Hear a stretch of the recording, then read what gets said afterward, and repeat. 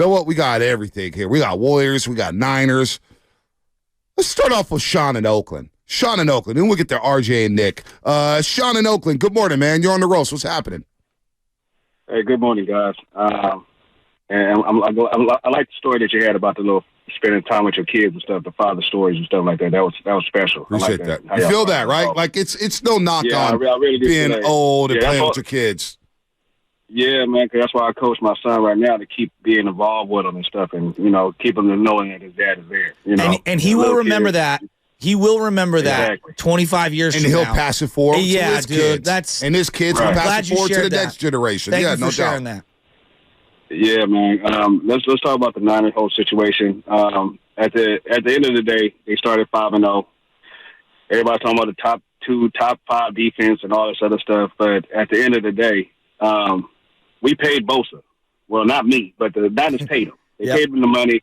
So your whole thing is, for you to get to the NFL, you have to be like a cream of the crop, right? So now, okay, they paid you all this money, Bosa. You showed all this stuff last year. You did all this holdouts and all this other stuff. Now, what are you going to do for us now? What are you going to do? We paid you the money. I don't want to hear about all this, they figuring him out and all this other stuff. You are a professional. If Charles Haley and all these other pass rushers in your past did what they had to do and still contributed to the team, what's so different about you? So I don't want to hear about all this, and the wide receivers that's hurt, Debo and all them is hurt. Guess what? It's time for the next man to step up. Yeah. You are a professional. You're an NFL. You got picked for a reason. So guess what? Step up, do what you got to do. McLeod, all you guys, step up and do what you got to do. If you ain't here in the NFL, you're not trying to get yourself better, and you just going in for the money, it's going to show. So let's show what you got. Do what you got to do, and I don't want to hear no more excuses about it. Well, hey, Sean, good call there. And you know what? I don't want to hear any excuses either. What do you mean? About anything with the 49ers. I don't want to hear anything about injuries because every team's dealing with them. I don't want to hear anything. By the way, Jimmy Brown, morning, guys. Happy Friday for the 18th floor. He's on the 18th floor. Hey, good morning to you. How about you come down to visit, or can we come up there? Our key cards don't work. Only works for the 10th floor or the 16th floor, but maybe we'll go to the 18th floor as well. Joey Bosa has signed multiple deals. He's held out. He signed multiple deals. I haven't heard his name all season. All season with the Chargers. And that gets me concerned about Nick Bosa. Once you get paid, and he got paid for being the number 2 overall pick, now you got the big bag. Mm-hmm. What are you going to do from here on out? Because Joey Bosa, would you say that, I wonder if Charger fans feel like Joey Bosa has lived up to the contract extension? Man, that's an interesting point. I wonder how Charger, like Evan Giddings, when he walks in, I'm going to ask, how do you feel about Joey Bosa? Well, everybody always tells me how great that Charger personnel is on defense, and yet they can never get a stop. They can't get a stop at all. And they've been blaming Staley for 3 years. Yeah, he's a defensive-minded coach, and they're getting cooked left and right. But at some point, the players got to step up. Now, Sean in Oakland brought up excuses. And we went back and forth on this. You believe Nick Bosa should have been in camp. Yes. You believe that it would have affected him. Look, nobody talked about the first 5 weeks. Well, no, every medium person that we had on, I just want to make sure this is clear, and I'm not knocking people. Everyone told me, you're crazy, he's a Bosa, he'll be in shape, he'll be ready to go, and blah, blah, blah. It's not about being in shape. It's about being game ready. Right. Well, and even Baldy pushed back on me on it and said he should be able to come out. I'm like, and I get where Baldy's coming, but clearly now we've had about 7 weeks. It don't look the same. But through 4 weeks, through at least the first 3 weeks of the season. 3 weeks. I'll say 3 weeks. Okay. Bosa looked like Bosa, right? I mean, I guess. Like that second half against the Reds, that dude was pushing the pocket relentlessly. Yeah. I was like, okay, Bosa's back. All right. But here's Bosa yesterday, because he was getting peppered with questions. Yeah. Here's Nick Bosa about missing training camp and if it had anything to do with the slow start when it comes to sack numbers.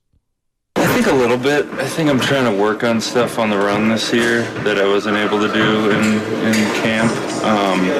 So those games that I mentioned, the 2, I think I was thinking too much because I was trying to add something to my rush plan, which is not what I want to be doing during season. I want to be locked in on what I do best and just doing it throughout the whole year. But there's no excuse at this point for that.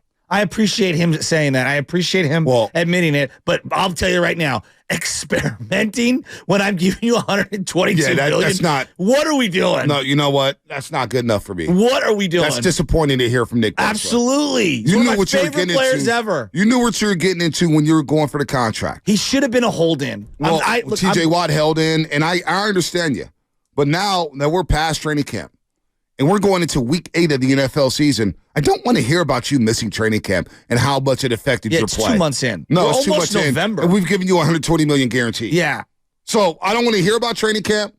You should have been working on your pass rush moves. You should have been ready to go in Pittsburgh, and you were. We had nobody brought up anything about training camp up until you got shut down against Cleveland. Well, I questioned it throughout training camp, but you're right. Bonte, I'm going to tell you this right now. From here on out, as the Niners are paying you premium money, you better be at every involuntary and voluntary and mandatory everything when it comes to the Niners. You want to be a leader on this team, and you want to be one of the great franchise players of all time, you need to set the tone, Nick Bosa. I know Fred Warner's there. I don't question Fred Warner's dedication.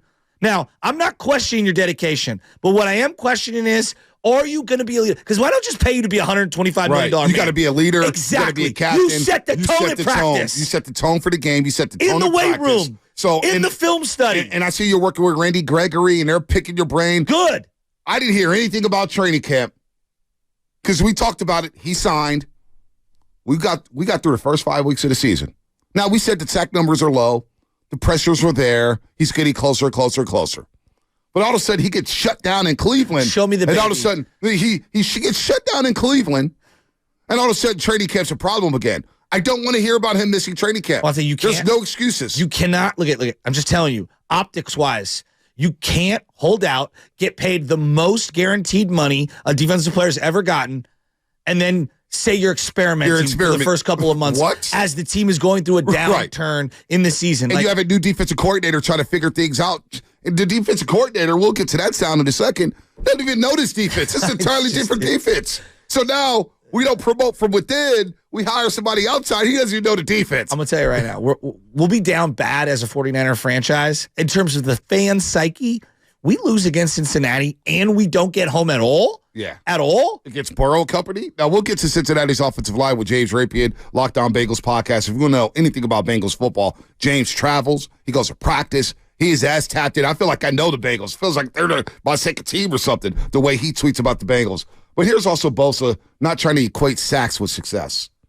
I try not to equate them hand in hand because, like you said, it's not an exact correlation at all. I think I've played really good games this year that haven't been sack games. And then I mentioned Cleveland. I got one, and I thought it was one of my worst games. So it's definitely a bigger thing than that. There's a lot of factors that go in. But I think if you just stay the course, they'll eventually come if you're putting yourself in the right positions. So I'm trying to continue to play up to my standard, and I think those will come, and hopefully, I mean, it's a really long year, so hopefully in the biggest moments is when they come. Well, it's a big moment on Sunday against Joe Burrow and the Bengals.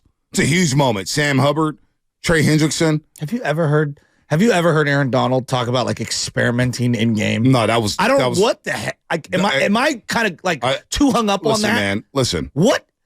I love this player. Listen. This year it's been very difficult to defend him. I couldn't defend him in the playoffs last year. So I'm wondering. I had a really hard time defending him to you because you know how much I love this player. I know. This is I think to be one of the great picks in Niner history. One of the best players I've seen in Niner history. When I critique a guy like that, it's not because I don't like them. No, it's because you think he's an all-time great.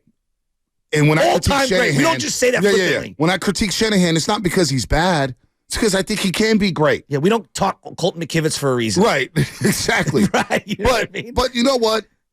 This team, all of a sudden they lose 2 games in a row. And I'm not going to lie to you.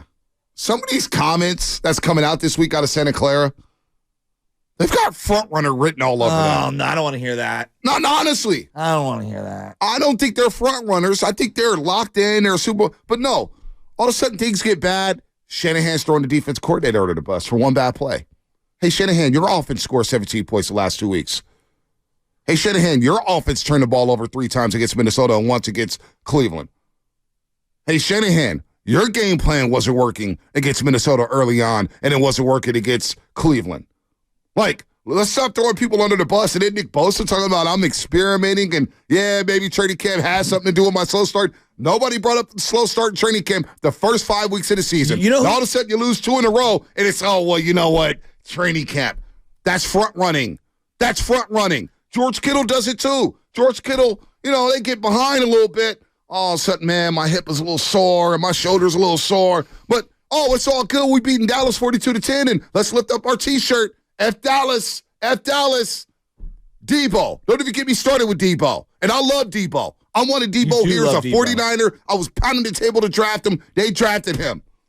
He gets cracked on the first play of the game against Cleveland. Now he's out for a few weeks after starting to brawl against the Cleveland Browns. This is why. They got some front running written all over him. But this is why I love Fred Warner. This is why I love Fred Warner, though, B, because I don't think Fred Warner's that kind of a guy. No, he's not that guy. I think that Dre Greenlaw is not that guy. I agree. I think those two in particular, I get where you're going. Trent Williams is not that guy. I get where you're going. But there's some elements here I get where you're that going. has some front running written all over it. Well, it kind of smells. Is that the worst thing to be? I'm not saying that that's what they are, but is that the worst trait, front runner Absolutely. trait? Absolutely. It's like the Memphis Grizzlies, right? Well, I was going to say Draymond at times gives me those vibes, and it bugs me.